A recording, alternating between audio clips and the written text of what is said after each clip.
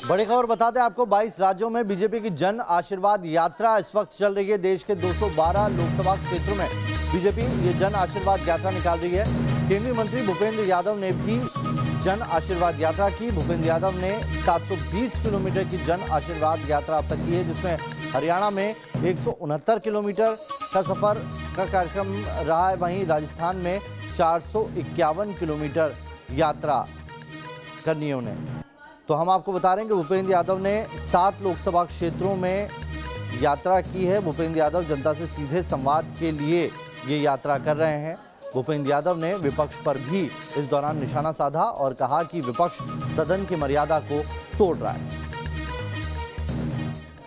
तो केंद्रीय मंत्री भूपेंद्र यादव ने जन आशीर्वाद यात्रा में राजस्थान में 400 किलोमीटर से ज्यादा की यात्रा की है। उन्होंने भिवाड़ी में जनसभा को संबोधित किया। जयपुर में भी उन्होंने जनसभा की और अजमेर में प्रेस कॉन्फ्रेंस कर बताया कि कैसे 7 लोकसभा क्षेत्रों में 75 से ज्यादा रैली कर वो सीधे जनता से मुखातिब हुए हैं। जाति के भाइयों को, जनजाति के भाइयों को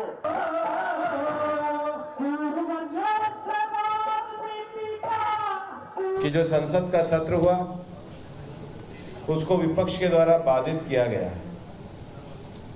प्रधानमंत्री नरेंद्र मोदी जी के द्वारा एक सर्वसमावेशी मंत्रिमंडल का विस्तार किया गया,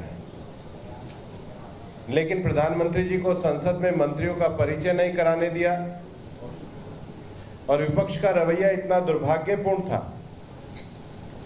कि जब जिस बिल पे वो चाहते तो वो अपने स्थान पे जाके बैठ जाते और जब उनकी इच्छा होती तो संसद का वो सारी कार्रवाई को बाधित करते।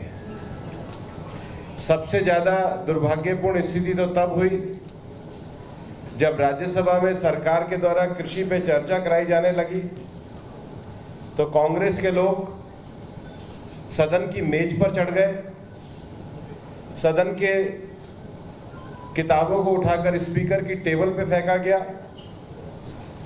सदन में धक्का मुक्की की गई, सदन के शीशे को तोड़ा गया और लोकतंत्र का ये एक विभत्स दृश्य है। भारत की जनता जिसको लोकतंत्र का मंदिर मानती है उसकी सारी मर्यादाओं को गिराने का काम विपक्ष के द्वारा किया गया। लोकतंत्र संवाद से चलता है, लोकतंत्र विचार विनिमय से चलता है, लोकतंत्र संसद को मर्यादित तरीके से चलाने से चलता है। विपक्ष का अधिकार है कि वो किसी विषय का विरोध करें, लेकिन विपक्ष का ये अधिकार नहीं है कि वो संसद की मर्यादा को अपने हाथ में ले। विरोध समझ में आता है, व्यवधान समझ में आता है, लेकिन ये तांडव समझ में नहीं आता। प्रधानमंत्री जी के नेतृत्व में पिछले 7 सालों में जो जन कल्याणकारी और गरीब कल्याणकारी काम हुए हैं उनको जनता तक पहुंचाने के लिए जन आशीर्वाद यात्रा को किया गया। इस बार सबसे ज्यादा संख्या में ओबीसी, एससी, एसटी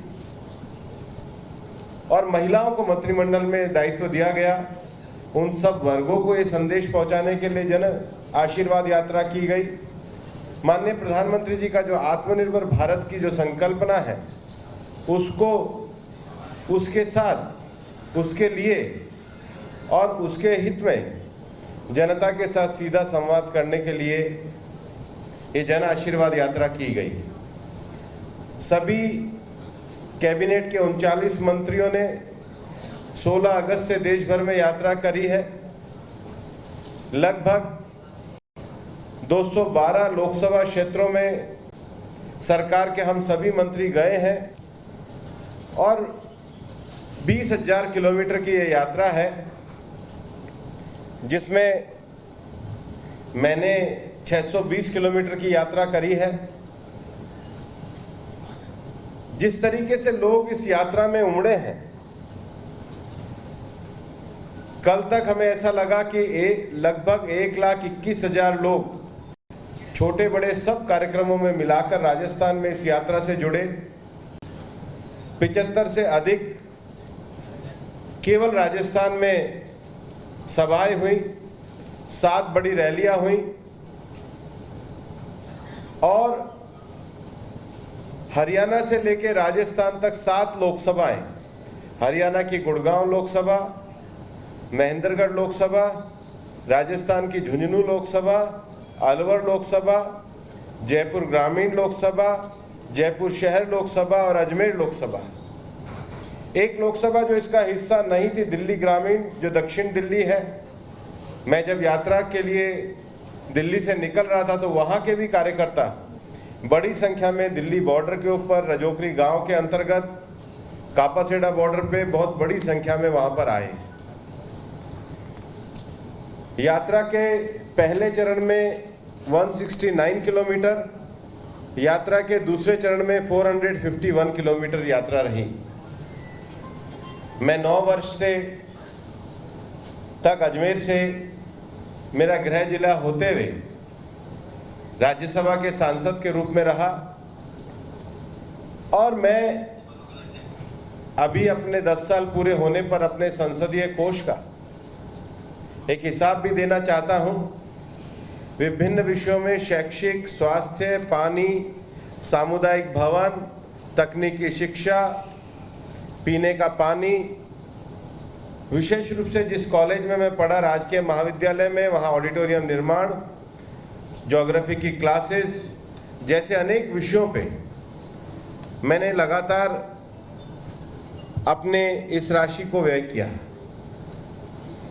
मैं जानता हूं कि अजमेर से ये मेरा एक बहुत भावनात्मक रिश्ता भी रहा है।